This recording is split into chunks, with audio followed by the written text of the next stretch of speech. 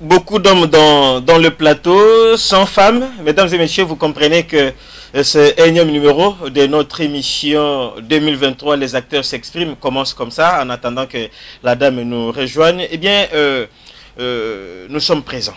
Nous sommes présents, nous allons parler de notre pays, nous parlons de ce qui est en train de caractériser cette année aux grands enjeux, l'an 2023 en République démocratique du Congo. Eh bien, nous avons deux sujets. Nous avons des sujets. Le bilan du chef de l'État Félix-Antoine Tshisekedi Tshilombo, qu'il va devoir présenter pendant le présidentiel de 2023. Nous sommes déjà en 2023, d'ici quelques peu de temps. Tout ce qui s'est passé tout autour de lui, les arrestations de son directeur de cabinet, Vital Kamerhe, arrêté, acquitté. François Béa, arrêté en liberté provisoire. Vidier Chimonga, arrêté, acquitté. Il y a aujourd'hui Bissele Fortina qui est arrêté mais en malade, devient malade. On doit l'évacuer à l'étranger pour des soins appropriés. Tout ça là, et Teni Longondo, arrêté, libéré et consort. Nous voulons poser une seule simple question avec tout ça là. Le chef de l'État aura à présenter quel bilan pendant les élections aux paisibles citoyens? Il n'y a pas eu que ça. Le chef de l'État a fait beaucoup de choses. Nous aurons quand même à les énumérer, peut-être certaines ici, des choses qui ont retenu comme l'attention de beaucoup des Congolais. Avec tout ça, la guerre dans la partie orientale de la RDC, l'attaque rwandaise sur les avions de chasse congolais, le missile lancé hier dans la soirée, tout ça là, il y a beaucoup de choses. Est-ce que le Rwanda est en train de déclarer la guerre ouverte à la République démocratique du Congo? Qu'est-ce que le gouvernement congolais est-il appelé à faire?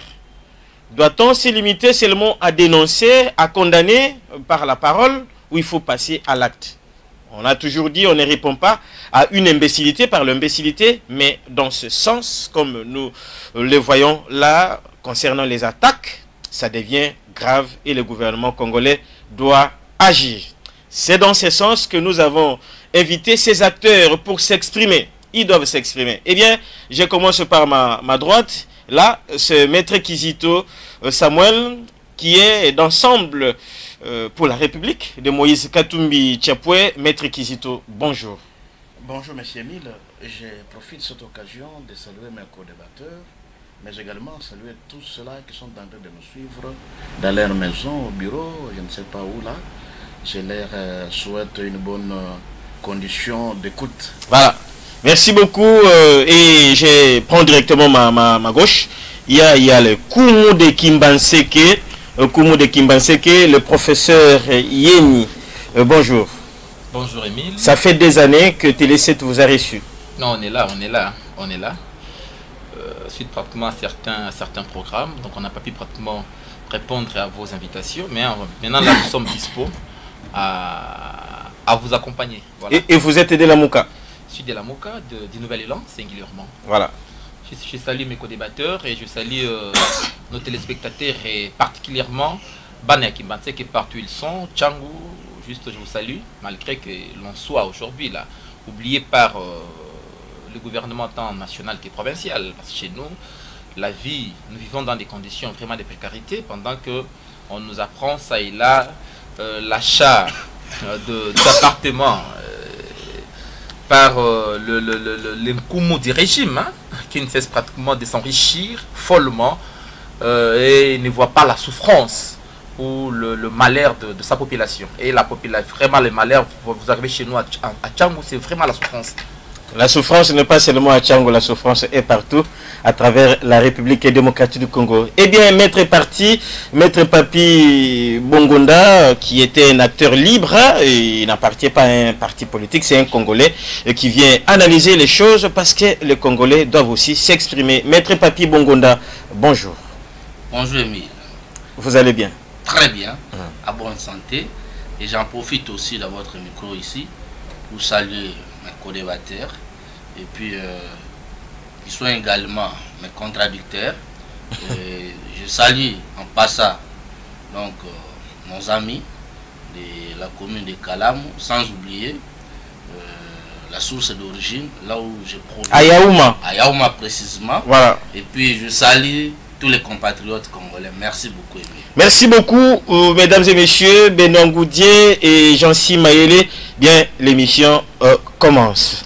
Et du coup, on commence avec le premier sujet, Benoît Goudier. On peut voir déjà les sujets. Alors, vous qui nous suivez, les numéros sont là, WhatsApp, vous pouvez faire des appels pour commenter, vous pouvez appeler en direct. Vous avez la liberté d'appeler en direct, nous allons passer le truc. Alors, on commence. Voilà. Insécurité à l'Est, que cherche le Rwanda? L'insécurité dans la partie orientale de la RDC, que cherche le Rwanda? Hier, l'avion de chasse congolais avait essuyé le bombardement rwandais. La guerre est déjà proche. C'est la guerre ou quoi, Maître Kizito? On commence par quoi? Merci beaucoup. Je crois que, M. Emile, est-ce que la guerre est proche? Mais la guerre, nous vivons la guerre. Directement avec le Rwanda. Ça, c'est via M23 ou c'est pas quoi les Ougandais ou je sais pas quoi. Monsieur Emile, ce n'est pas aujourd'hui que nous connaissons, n'est-ce pas, les agressions du Rwanda et de l'Ouganda. Ça fait des décennies. Et depuis, vous allez vous rendre compte, époque d'AFDEL, époque d'RCD, RCD Goma, ainsi de suite, époque de Laurent Kunda. Ce sont toujours les mêmes. RCD Goma, CNDP, M23. Voilà. C'est le gouvernement, c'est l'armée rwandaise sous couvert, n'est-ce pas, de cette appellation-là que nous connaissons dans ce pays. Est-ce que la guerre commence? Non, nous disons que la guerre, elle est là.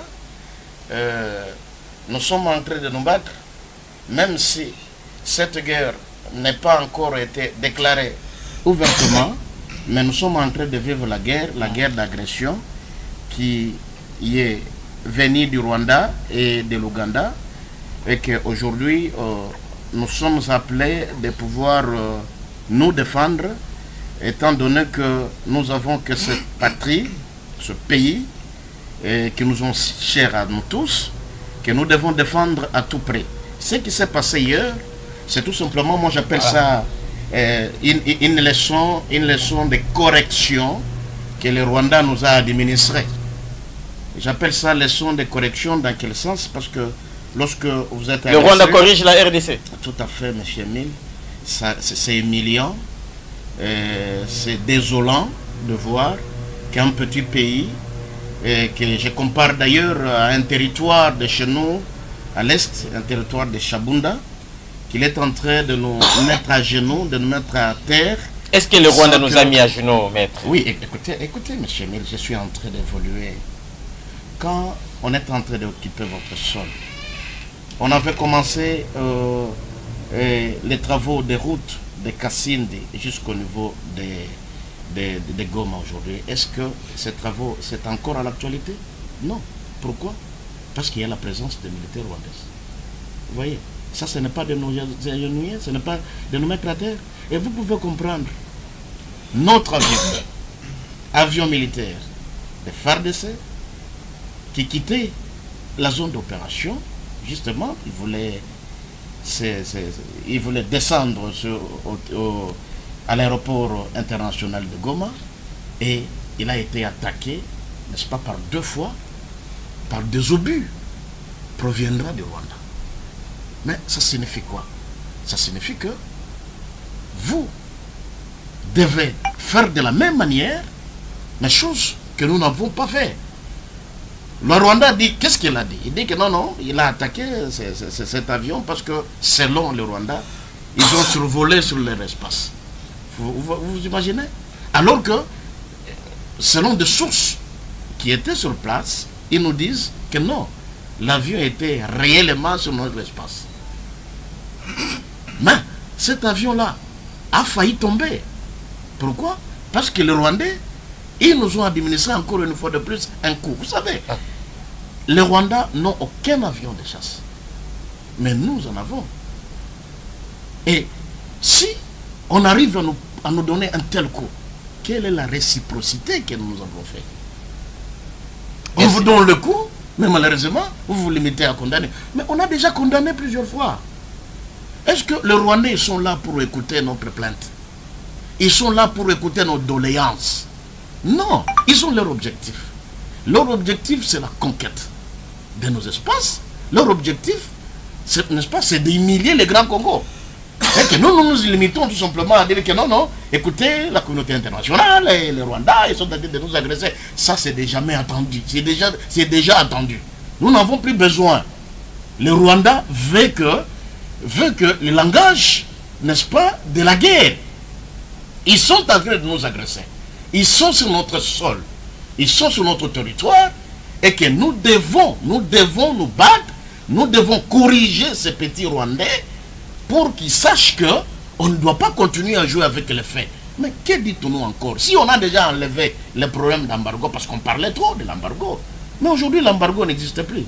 Nous n'avons pas encore acheté les armes pour pouvoir faire la réciprocité. C'est bon. Dans le droit international, ça compte, monsieur Emile. C'est-à-dire que lorsque on vous attaque, vous devez aussi faire la même chose. Mais nous, on se limite. Une déclaration verbale de la télé qui ne fait rien alors qu'il y a des obus qui sont tombés même sur notre sol. Merci. Prof Yeni, là, ça c'est votre micro et votre caméra. Est-ce que ça vous énerve, cette attaque rwandaise? Bon, en fait, c'est une attaque de trop, de plus. Énervé, oui, parce qu'on est congolais. Mais je pense que nous devons encore rentrer dans l'histoire.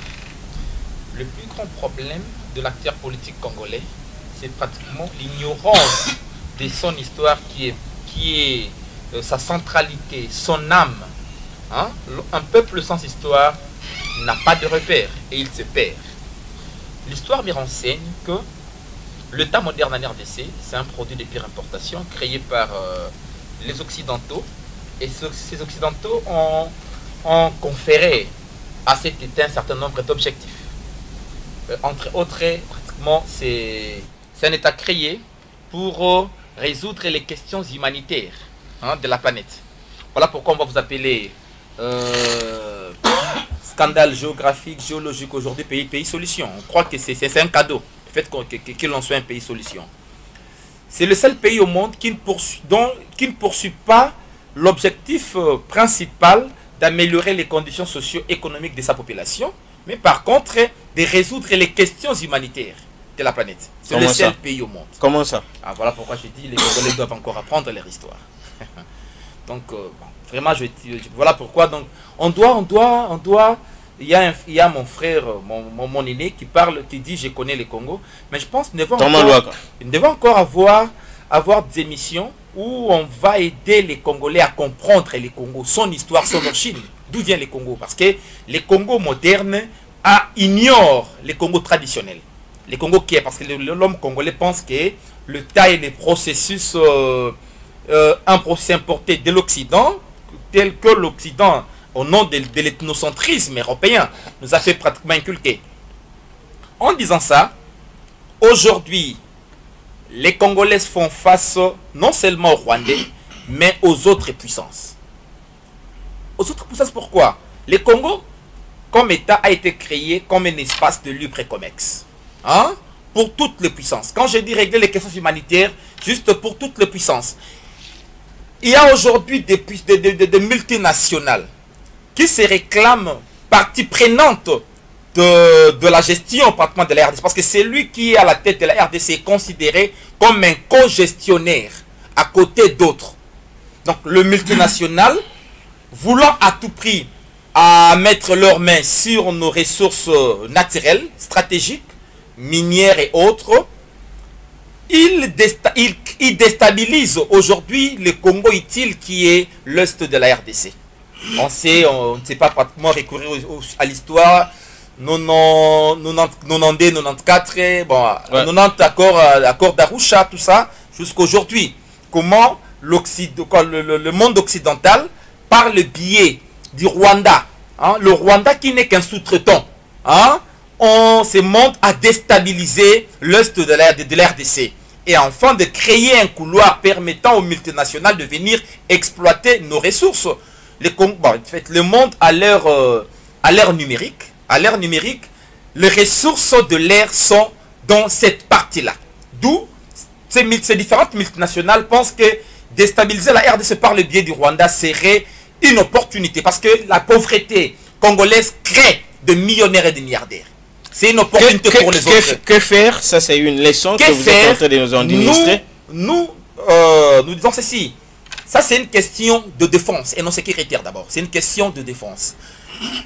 Nous avons demandé à ceux qui nous gouvernent aujourd'hui de faire la guerre au Rwanda. Rappelons aux Congolais que aujourd'hui nous avons un budget de 16 milliards. L'année passée, cette année, nous avons y à mobiliser plus de 11 milliards. Le Rwanda n'a même pas un budget en ressources propres qui atteint 3 milliards 500 millions. Donc le Rwanda n'a pas assez de moyens pour faire la guerre au Grand Congo. L'ami vient juste de nous rappeler ici que le Rwanda n'a même pas d'avion de chasse. Mais ces petits Rwandais se lèvent le bon matin pour nous faire la guerre.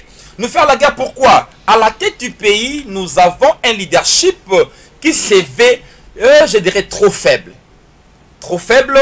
D'abord, un leadership teinté de corruption, de détournement, des incongruités multiples. Hein? Un leadership qui ne répond pas aux ambitions du Congo. Je suis obligé de donner le micro. Donc voilà pourquoi, je dirais ceci, hein, okay. Je dirais ceci. Aujourd'hui, ils nous font la guerre parce que cette guerre trouve son origine. Cette guerre, bien qu'elle date de très longtemps, mais les récentes activités belliqueuses du Rwanda trouvent sa légitimité dans les accords signés avec le gouvernement congolais. N'oublions pas qu'aujourd'hui, nous avons la zone tampon. Hein? Ça a une histoire. Nous avons juste...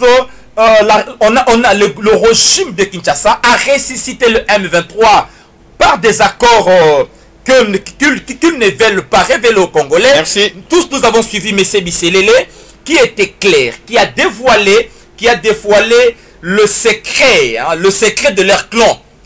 Comme tout bon marionnette, M. Bisselele a eu à nous dire clairement que nous, n'ayant pas pratiquement la politique étrangère, nous avons confié notre politique étrangère et notre diplomatie au Rwanda. Parce que la diplomatie... On reviendra sur vous, extérieure, visible de l'iceberg qui est la politique étrangère. Donc, pas de politique étrangère, mais on nous dit c'est diplomatie forte. Pendant que on n'a pas de cahiers de charges, nous avons confié au Rwanda. Et les Rwandais se donnent aujourd'hui le luxe de nous mater. Parce que je pense que les déclarations de Bisselele aujourd'hui prennent corps avec ce que nous vivons à l'est du pays. Merci beaucoup. Mesdames et messieurs, le téléphone est là. Vous pouvez aussi participer. Ce que le Rwanda a fait hier avec cette attaque sur notre avion de chasse qui n'était pas sur le sol rwandais ni sur l'espace aérien rwandais, mais se trouvant en RDC en train de chercher à atterrir à Goma, à essuyer des missiles. Le Rwanda cherche-t-il la guerre directement avec la République démocratique du Congo? Kinshasa condamne et dénonce comme d'habitude une fois de plus. Vous qui nous suivez et vous, Maître Papi Bongonda, Congolais que vous êtes, quelle lecture faites-vous de tout ça? Merci beaucoup, Émile, pour la parole. Et je crois que non, à ce sujet, il ne faut pas accepter non plus que le sentiment puisse dominer les raisons. En plus forte raison, étant congolais et un analyste politique, que suis-je? Je dirais ceci. Je devrais commencer à recadrer ce que mon co-débatteur a dit. De droite ou d'en face? Donc en face. Allez-y. Oui, Maître Kizito. Kizito, voilà. pour nous dire que non, le Rwanda est en train de nous dispenser des leçons. Il est en train de nous administrer des cours. Est en train de nous administrer maintenant des cours. Il faut suivre maintenant les informations chaque jour. C'est-à-dire quoi? Hier, c'était à 17h03 que j'étais informé par la voix des ondes, par la voix des journalistes que vous êtes, pour savoir que non, aujourd'hui, au moment où nous parlons, donc, notre avion Cirquois 025 a été tiré de missiles. Heureusement, cet avion-là a un système d'antimissile, sinon ça pourrait être tombé pendant qu'il prenait la direction pour l'atterrissage. D'ailleurs, nous avons mis ces images-là, Eric, qui va nous les amener à un moment donné, de l'atterrissage à même ce de cet sujet-là, avion. nous allons prendre l'aspect du ministère de la Défense nationale. Comme j'avais dit l'autre fois à l'émission passée, que non, ici, nous sommes dans un Congo, là où il y a tout. C'est-à-dire, nous sommes dans un pays potentiellement riche. Et vous savez, lorsque il y a des gens qui sont forts, et vous, vous êtes faibles, vous avez des richesses, ils vont toujours tenter comment vous envahir.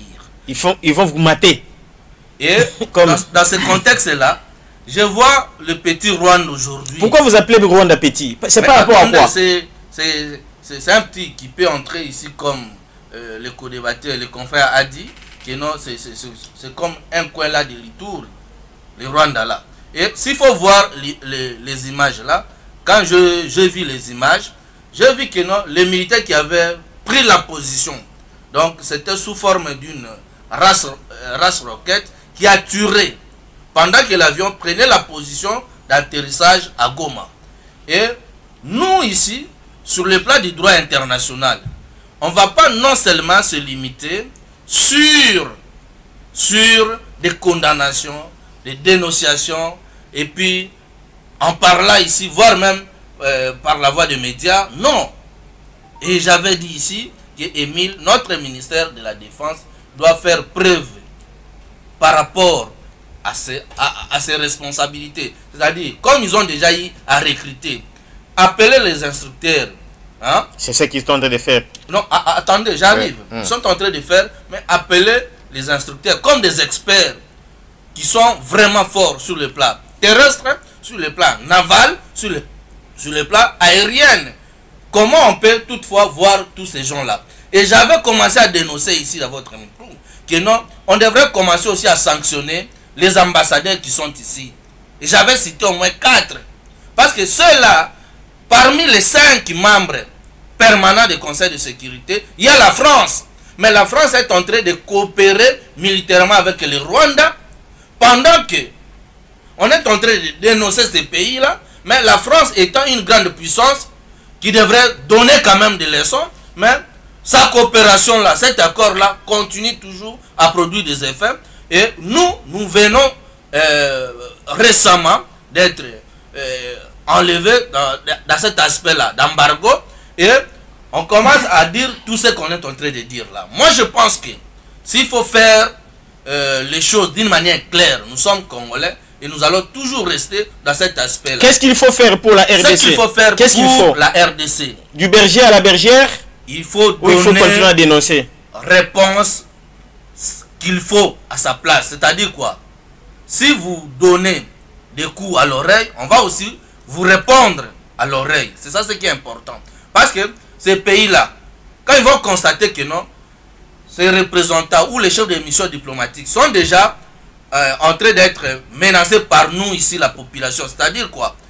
Demander que non, vous, le fait que vous êtes en train de soutenir ces pays-là, pendant que nous voulons la paix, nous n'avons pas voulu à ce que nous puissions faire la guerre avec le Rwanda. Mais vous êtes là, étant membre des conseils permanents, hein, conseil des Nations Unies, de sécurité, pas des Nations Unies, membre permanent des conseils de sécurité, notamment la France, devrait faire sa part des choses, montrer son influence, montrer sa capacité.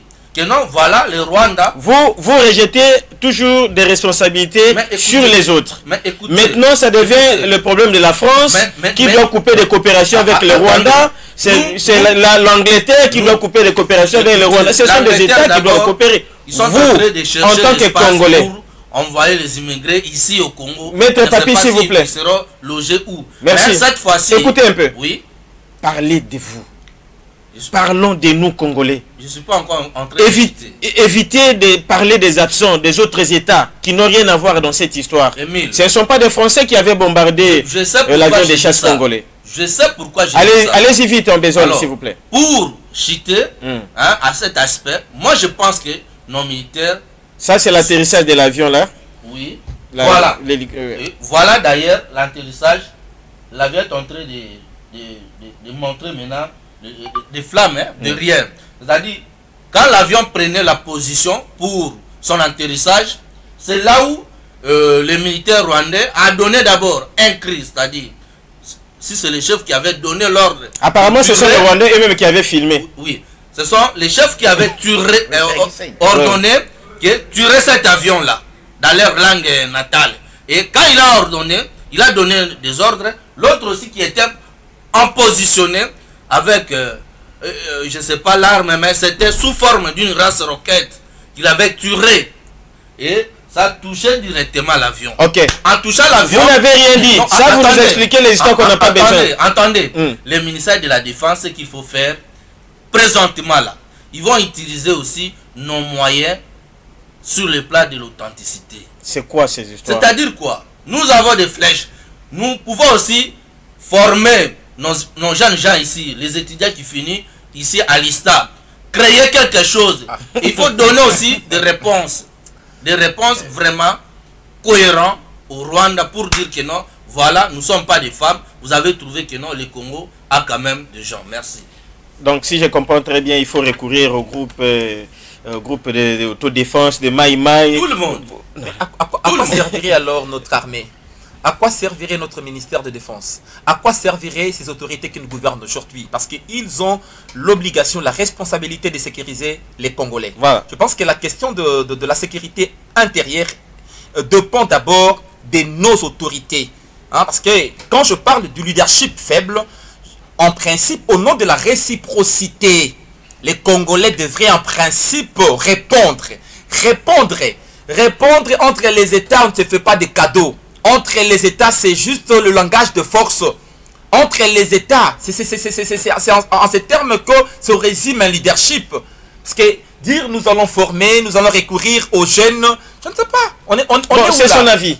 Non, on doit cesser pratiquement de vivre dans un univers imaginaire. Et cessons de vivre dans un tel imaginaire. Parce que il est temps de répondre au Rwanda. Hier, je pense... Vous voulez quel type de réponse?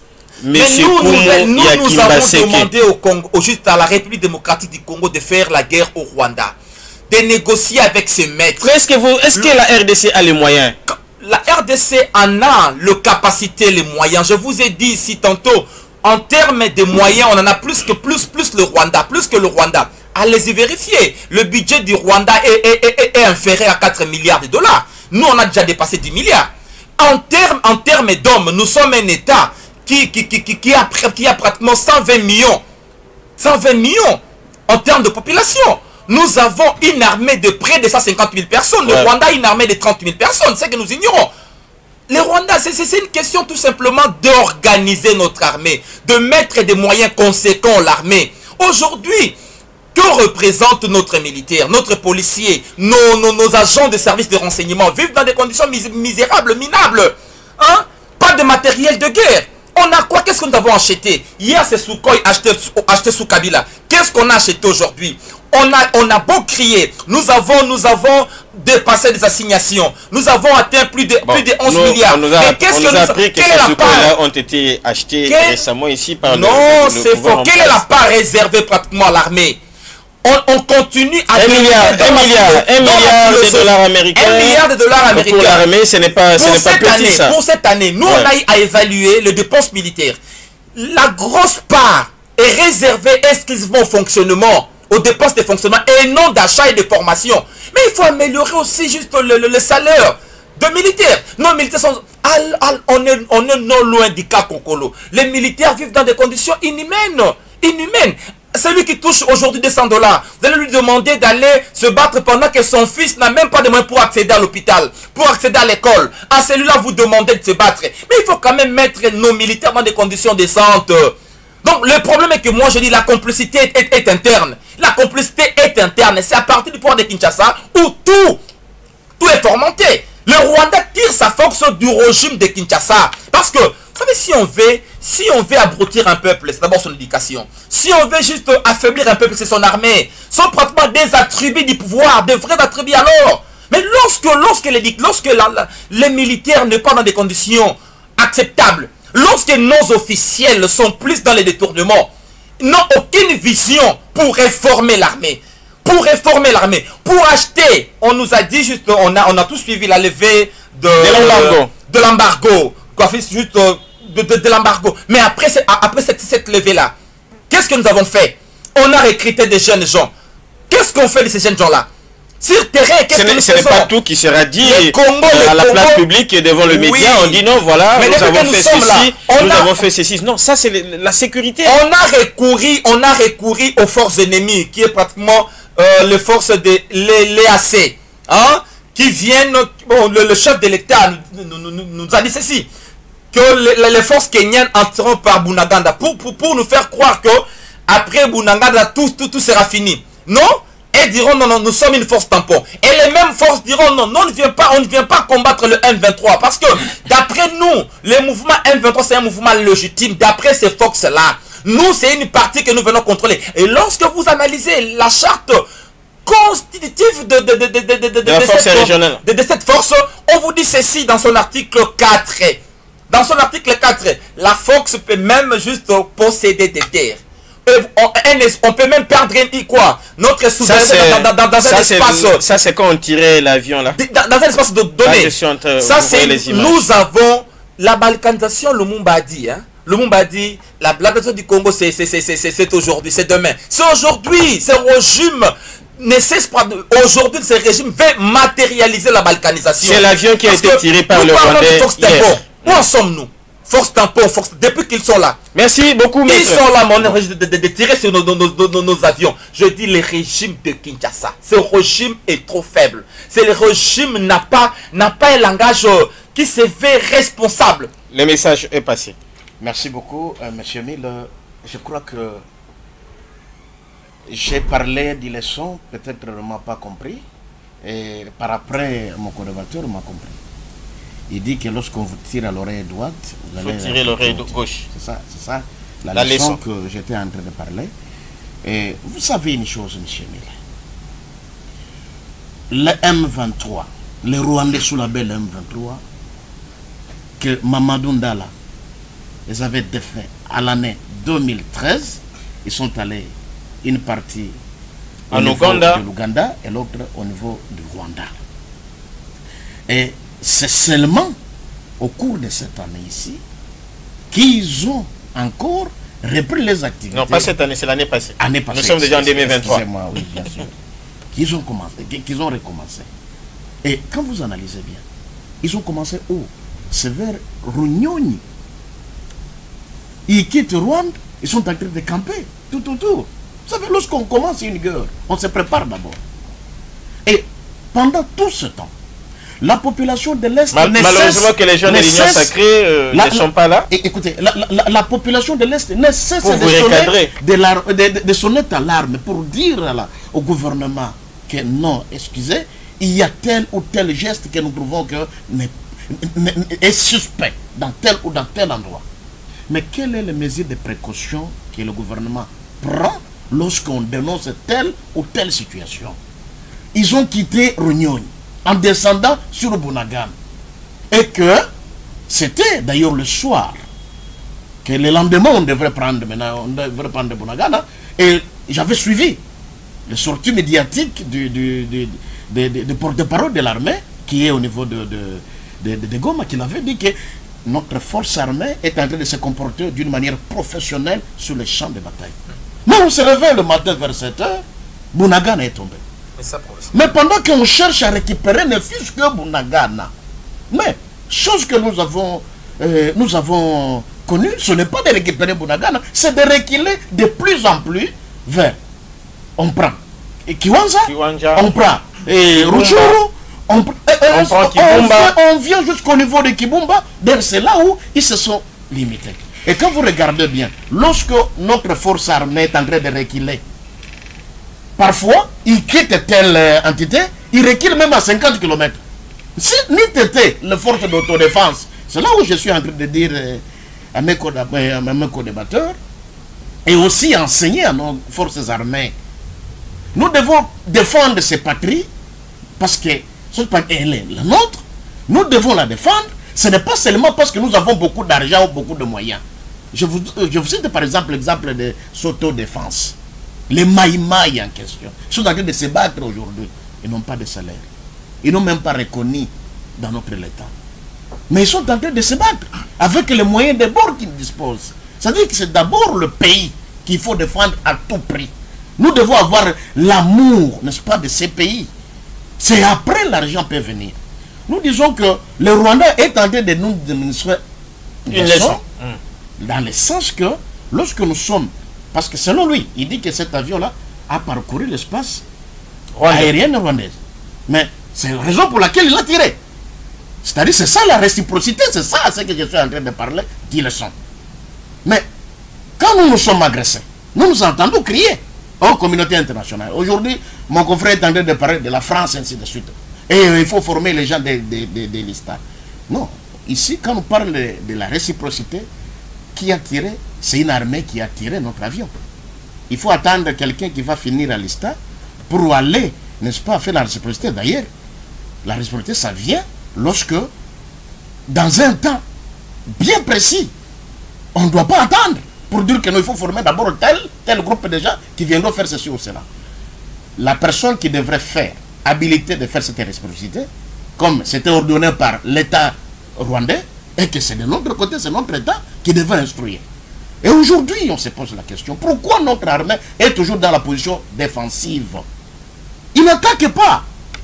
Je viens d'apprendre même, avant d'arriver ici, que Change et Nani Kishiche, qu'on a récupéré que hier. Et aujourd'hui, c'est repris encore entre les mains d'un 23. Et au-delà de ça, la route, paraît-il, la selle qui ravitaillait Goma, aujourd'hui c'est coupé. Aujourd'hui c'est coupé. Et nous sommes en train de reculer. Nous reculons où? C'est là où nous posons la question. À ceux-là qui disent aux militaires de reculer. On recule où? Et on laisse ces parties du territoire. À qui? À qui? C'est ça le problème. On ne doit pas reculer et laisser votre territoire à la merci des Rwandais. Ok, allez-y.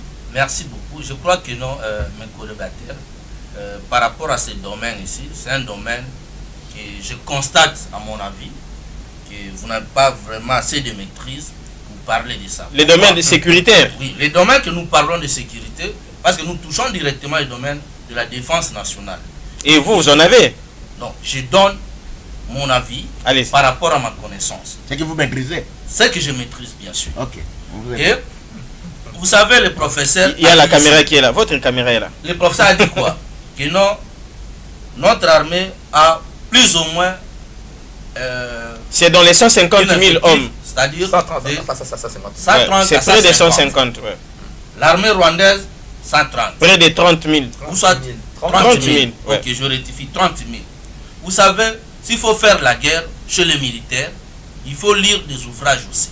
Ce n'est pas le nombre, ou soit l'effectif. Qui compte. Qui compte. Non, non, ce n'est pas l'effectif. Il y a aussi ce qu'on appelle, premièrement, la population, c'est une arme très puissante. Ça, c'est un.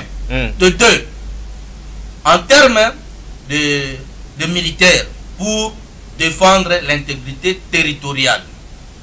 C'est-à-dire, il faut comprendre que ces militaires-là, lorsqu'ils sont devant l'ennemi, quel a été leur morale, ce comportement, et puis, ils ont quoi comme de matériel?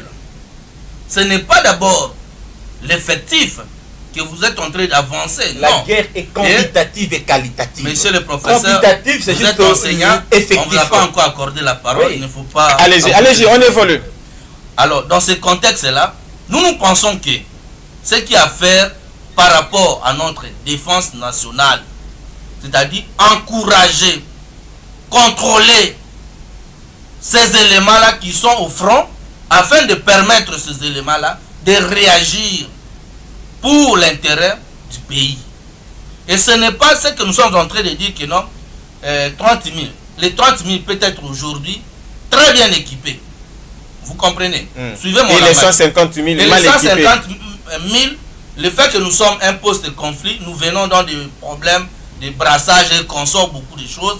Alors, donc l'armée congolaise est faible. Si je vous comprends très bien, l'armée congolaise est faible. Non, non, je ne partage pas ce point de vue. Si l'armée congolaise était faible, je pense que non, ces replis-là qui sont en train de faire, ou soit quelques localités qui sont en train de récupérer, on ne pouvait pas. Nous venons, l'armée, ce sont des individus. On récupère quel territoire? Permettez-moi. C'est comme si on n'a jamais récupéré Ce les n'est pas vous les territoires. journalistes, mes chers confrères. Allez-y. Veuillez quand même vous discipliner au plateau. Allez-y, maître Papi. Alors, dans ce contexte-là, l'armée ne pouvait pas aussi se défendre, même si on est en train de parler ici que non, ils sont en train de faire que donc la défense, c'est-à-dire... Résumez-vous s'il vous plaît, on doit terminer le deuxième sujet là même dans 10 minutes. Donc, dans ce contexte-là, on ne pourra pas dire cela. Si, quand je dis que non, il faut former les gens, parce que dans l'armée, il y a trop de brassage. Même le président de la République, qui est le commandant suprême des forces armées de la République démocratique du Congo, au moment où nous parlons, il y a quelque chose qui a fait à ce que nous puissions quand même lui encourager. Moi, je ne suis pas de l'Union sacrée, ni de l'ensemble ou de l'IDPS. Non, je vous dis, la neutralité n'existe pas. Écoutez, par rapport Merci à la beaucoup. neutralité, Merci. et je pense que Merci. les professeurs Merci. doivent comprendre que non, dans ce domaine-là, il n'a pas arrivé à recadrer bien les choses. Ok, Il est enseignant. ok. Je pense que je vous mettrai à deux sur une cage et vous allez bien vous défendre. Le 24, c'était hier. Félix Tshisekedi totalisait 4 ans comme président de la République, donc à la tête de la RDC. Je voudrais qu'on puisse dire quelque chose. L'alternance démocratique en République démocratique du Congo, c'est 2019. 2019, le 24 janvier 2019 et 24 janvier 2023, ça fait exactement 4 ans. Il y a le président de la République a un bilan quand même. Comment est-ce que vous trouvez? Je voudrais que vous soyez un peu plus concret, dans un peu des mots, parce que nous sommes en train de chuter. Bon, en fait, on n'a pas connu une alternance démocratique, c'était pratiquement une alternance politique. Hein? Et puis cette alternance ne pas accompagnée de l'alternative, c'est-à-dire du vrai changement. On n'a pas connu des élections démocratiques où le peuple a réellement élu. On a connu des élections de façade démocratique qui conduit à une alternance politique, mais qui n'entraîne pas l'alternative. Parce que depuis que Félix Tshisekedi est là, sur le plan social, l'échec est lamentable. Aujourd'hui, rien que le panier de la ménagère nous renvoie à dire que... Vous avez toujours crié sur le panier de la ménagère. Nous renvoie tout le temps. Nous renvoie à dire qu'aujourd'hui nous souffrons davantage. La souffrance est en train de prendre encore des proportions inquiétantes. Aujourd'hui, laissez-moi dire aux Congolais que le Congo, c'est un pays en voie de la pauvreté, et non un pays pauvre. Parce qu'un pays pauvre, c'est celui dont l'individu consomme par jour 3,2 dollars. Un pays moyen, c'est là où l'individu consomme 5,5 comme le Congo-Brazzaville. Un pays où vous consommez en deçà de 2 dollars par jour, au regard des inégalités internes, nous sommes un pays en voie de la pauvreté. Depuis qu'il est là, quels sont les indicateurs qui peuvent nous permettre de dire qu'il a amélioré nos conditions? Mais sur le plan de la diplomatie, je crois bien, nous venons là de vivre encore un tableau sombre. Lorsque vous analysez de très près les déclarations faites par Biselele, qui nous dit que le Congo a été vendu par mon régime. Aujourd'hui, vous allez tout résumer par Biselele. Oui, mon régime a vendu le Congo au Rwanda en disant que nous n'avons pas de cahiers de carnet d'adresse, nous n'avons pas de politiques étrangères. On a confié une mission, un attribut de souveraineté au Rwanda. Un problème. Oh, il est venu. Il n'existait pas de M23. Le régime de Tshisekedi a créé les M23. Merci, merci. Le régime de Tshisekedi... Ne terminez pas les quelques secondes là, s'il te plaît, s'il te plaît. Donc c'est un régime qui nous entraîne dans le chaos, qui produit les sous-développements. Merci. Donc un régime à problème. Maître Kizito, le chef de l'État a un bilan à présenter au peuple congolais, les 4 ans passés à la tête de la RDC. Positif ou négatif? Bon, il ne peut pas manquer un bilan, mais le bilan qu'il va présenter, c'est largement négatif, dans le sens que, je cite, du point de vue sécuritaire, du point de vue sécuritaire, le bilan est largement négatif. Vous voyez l'Est de la République, il a même dit lui-même, il se sentira à l'Est lorsqu'il imposera la paix à l'Est. Chose qu'il n'a pas fait, il y a cela. Non, qu'il n'a pas encore fait. Il n'est pas à la fin du mandat. En fait, c'est ça. Nous parlons d'aujourd'hui. Voilà. Qu'il n'a pas encore fait, si on peut se répéter ainsi, alors que nous courons vers la fin de son mandat. Je crois que à Kwamutu, nous avons connu des choses. On a connu beaucoup de tueries au niveau de Kwamutu et ainsi de suite.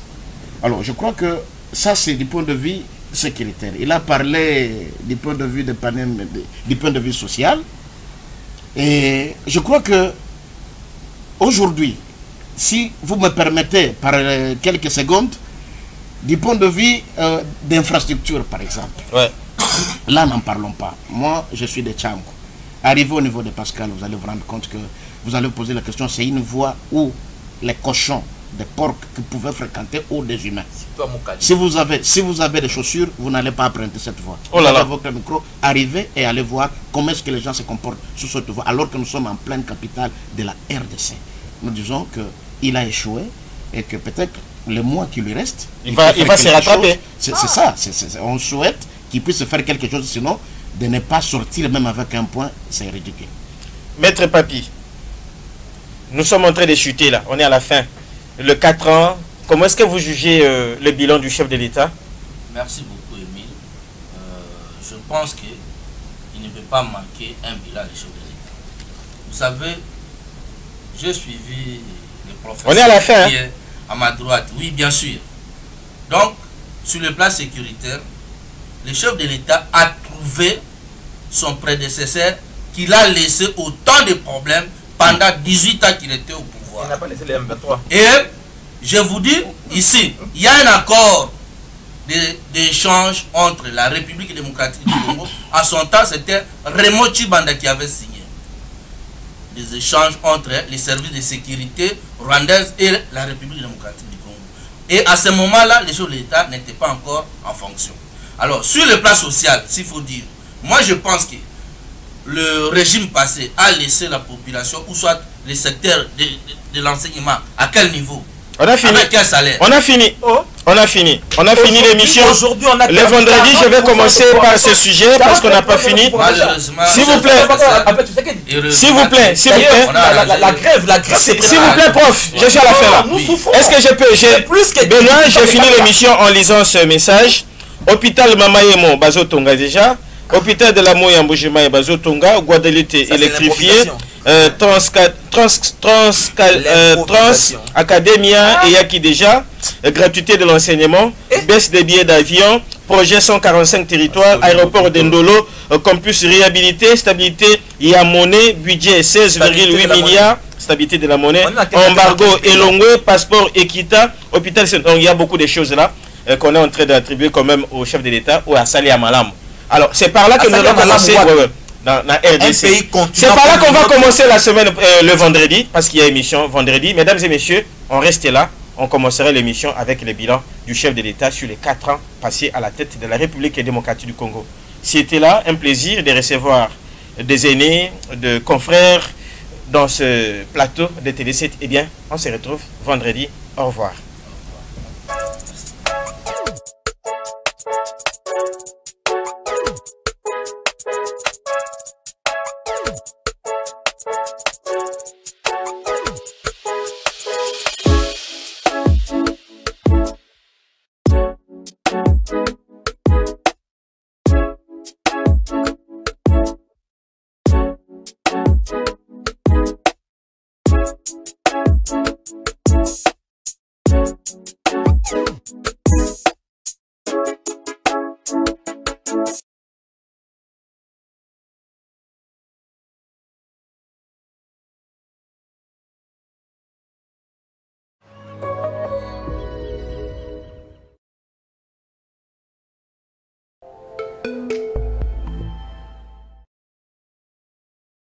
Notre force, c'est la capacité à mieux vous servir. Télé 7 vous propose chaque jour de 12h juste et le samedi de 11h juste à 11h50 l'émission Sport 7 pour vous plonger dans les méandres du ballon rond et des sports connexes. Télé 7, la passion d'informer sans passion.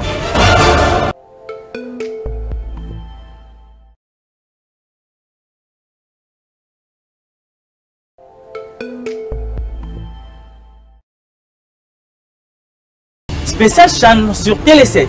Spécial Chan sur Télé 7. Un moment d'intense émotion sportive sur votre télé. Nous invitons les passionnés du football à prendre rendez-vous à partir de ces 13 janvier pour suivre les réflexions, les analyses et les faits divers sur les chaînes Algérie 2023. Nulle part ailleurs que sur Télé 7. Télé 7, la passion d'informer sans passion.